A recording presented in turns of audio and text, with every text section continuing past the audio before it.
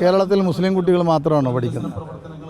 എല്ലാ വിഭാഗത്തിലുള്ള കുട്ടികളും പൊതുവിദ്യാലയങ്ങൾ പഠിക്കുന്നുണ്ട്. എൻ്റെ അഭിപ്രായത്തിൽ മതസംഘടനകളുമായി തന്നെ ചർച്ച ചെയ്യുന്നതിൽ തെറ്റായിട്ടൊന്നുമില്ല. ചർച്ച ചെയ്യാവുന്നതാണ്. കാര്യങ്ങൾ അവരെ പറഞ്ഞ് ബോധ്യപ്പെടുത്തുന്നത് നന്നായിരിക്കും. എല്ലാവരും ചേർന്ന് പഠിക്കുന്ന പൊതുവിദ്യാലയങ്ങൾ അതിൻ്റെ നടത്തിപ്പുമായി മതസംഘടനകൾ ഇടപെടുന്നത് ശരിയല്ല എന്ന അഭിപ്രായം. മന്ത്രി വി അബ്ദുറഹ്മാൻ എനിക്കൊപ്പം ചേരുന്നുണ്ട്. മന്ത്രി, ഈ ഹ്രസ്വദൂര ഹജ്ജ് പാക്കേജ് പുതിയൊരു സംവിധാനം വരുന്നുണ്ട്. സ്വാഭാവികമായിട്ട് പ്രവാസികൾക്ക് ഉൾപ്പെടെ ഗുണം ചെയ്യുന്നതാണ്. എന്നു മുതലാണ് അത് നടപ്പിലാക്കപ്പെടുന്നത്? ഇത്തവണ ഹജ്ജിൻ്റെ പ്രവർത്തനങ്ങൾ നേരത്തെ തുടങ്ങാനാണ് ബഹുമാനപ്പെട്ട യൂണിയൻ മിനിസ്റ്റർ പറഞ്ഞിട്ടുള്ളത്. ഇതിൽ കഴിഞ്ഞ തവണ ധാരാളം പ്രശ്നങ്ങൾ ഹജ്ജുമായി ബന്ധപ്പെട്ടുണ്ടായിരുന്നു. ഇപ്പോൾ സ്വകാര്യ ഹജ്ജ് ഗ്രൂപ്പുകാർക്ക് കൃത്യസമയത്ത് പണയം അടക്കാത്തതുകൊണ്ട് വലിയ ബുദ്ധിമുട്ടാണ് 10,000-ഓളം ഹാജിമാർക്ക് വന്നിട്ടുള്ളത്. അപ്പോൾ ഇത് പരിഹരിച്ചുകൊണ്ട് മുന്നോട്ട് പോകുന്നതാണ് ഇപ്പോൾ ഹജ്ജിൻ്റെ ചുമതലയുള്ള ന്യൂനപക്ഷ വകുപ്പിൻ്റെ മന്ത്രി പറഞ്ഞിട്ടുള്ളത്. അതിൻ്റെ പൂർണ്ണമായുള്ള വിവരങ്ങൾ ഇപ്പോൾ നമ്മുടെ പക്കൽ എത്തിയിട്ടില്ല. പക്ഷേ വേഗത്തിൽ പോയി വരുന്നവർക്ക് 22 ദിവസത്തെ പുതിയൊരു പാക്കേജാണ് അവർ ഉദ്ദേശിക്കുന്നത്. പ്രധാനമായും എറണാകുളം കൊച്ചിൻ എയർപോർട്ടിൽ ആണത് അത്തരത്തിലുള്ള യാത്ര തരപ്പെടുത്തുക എന്നുള്ളതാണ് ഏകദേശമായി ഇപ്പോൾ അറിയിച്ചിട്ടുള്ളത്. ബാക്കിയുള്ള വിവരങ്ങൾ അടുത്ത് തന്നെ വരും. അതിൻ്റെ ബന്ധപ്പെട്ട റെഗുലേഷൻസ് ഇപ്പോൾ വരുമെന്നാണ് പറഞ്ഞത്. അതോടൊപ്പം തന്നെ മറ്റൊരു കാര്യം, ഈ ഹജ്ജ് യാത്രയുമായി ബന്ധപ്പെട്ട് വിമാനക്കൂലി വളരെ കൂടുതലാണ് കോഴിക്കോട്. അത്തരത്തിലുള്ള പ്രശ്നം നിൽക്കുകയാണ്. ഇത്തവണ സമാന പ്രശ്നം നേരിടുന്നുണ്ട്. അതെ, പക്ഷേ അതിന് നേരത്തെ തന്നെ ഇതുമായി ബന്ധപ്പെട്ട ഈ കൂലി വർധനവ് വരാതിരിക്കാനുള്ള ശ്രമം ഉണ്ടാവണമെന്ന് ബഹുമാനപ്പെട്ട മന്ത്രിയോട് അഭ്യർത്ഥിച്ചിട്ടുണ്ട്. നേരിട്ടും അഭ്യർത്ഥിച്ചിട്ടുണ്ട്, കത്തുമാകാന്തരവും പറഞ്ഞിട്ടുണ്ട്.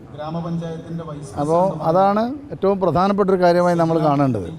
മറ്റെല്ലാം തന്നെ പാക്കേജും കാര്യങ്ങളാണ്, അതിൽ മറ്റു പ്രത്യേകത ഒന്നുമില്ല. പക്ഷെ ഇവിടെ കോഴിക്കോട് നിന്ന് യാത്ര ചെയ്യുന്ന ഹാജിമാരെ കൂടുതൽ പണം കൊടുക്കുക, എയർ കിലോമീറ്റർ നോക്കുകയാണെങ്കിൽ ഏറ്റവും കുറവ് കോഴിക്കോട്ട് നിന്നാണ്.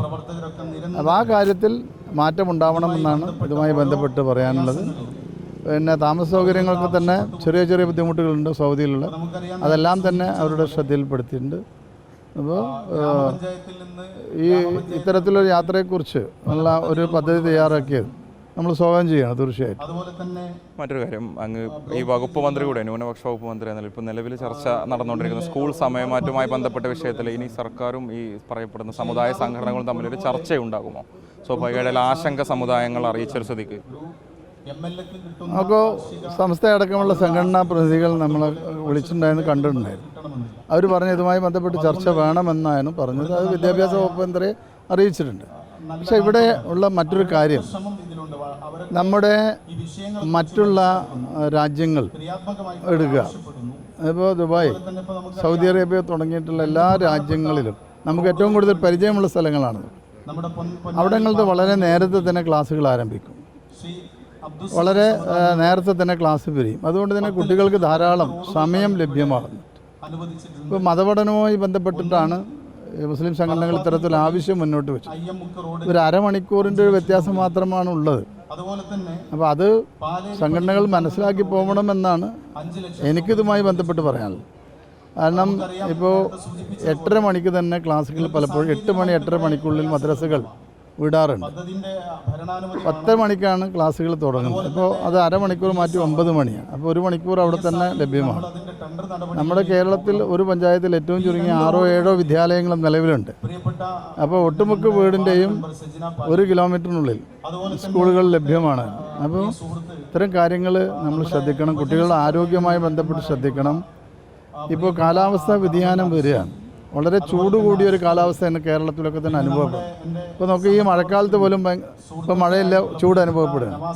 അപ്പോൾ ഏറ്റവും നേരത്തെ ക്ലാസ് ആരംഭിച്ച് ഏറ്റവും നേരത്തെ ക്ലാസ് പിരിയുക എന്നുള്ള കാര്യം കൂടി നമ്മൾ കാണാം. ഇത് കോടതിയുടെ നിർദ്ദേശമാണ്, ബഹുമാനപ്പെട്ട ഹൈക്കോടതിയുടെ നിർദ്ദേശപ്രകാരമാണ് ഗവൺമെൻറ് ഈ കാര്യത്തിൽ തീരുമാനമെടുത്തിട്ടുള്ളത്.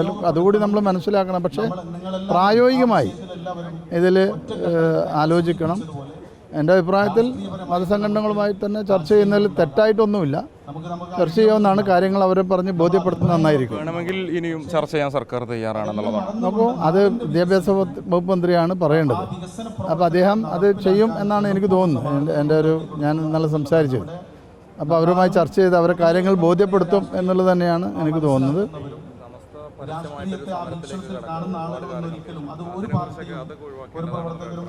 നമുക്കിതൊക്കെ ശരിയാണ്.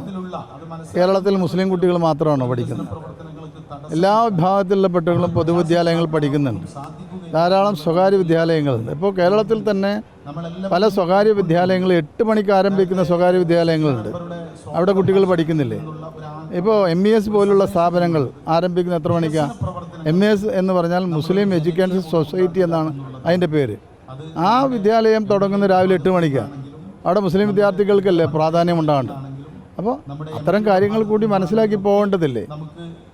അപ്പോൾ അതെല്ലാം മനസ്സിലാക്കി പൊതുസമൂഹത്തിൽ എല്ലാവരും ചേർന്ന് പഠിക്കുന്ന പൊതുവിദ്യാലയങ്ങൾ അതിന് നടത്തിപ്പുമായി മതസംഘടനകൾ ഇടപെടുന്നത് ശരിയല്ല എന്ന അഭിപ്രായം എനിക്കുള്ളത്.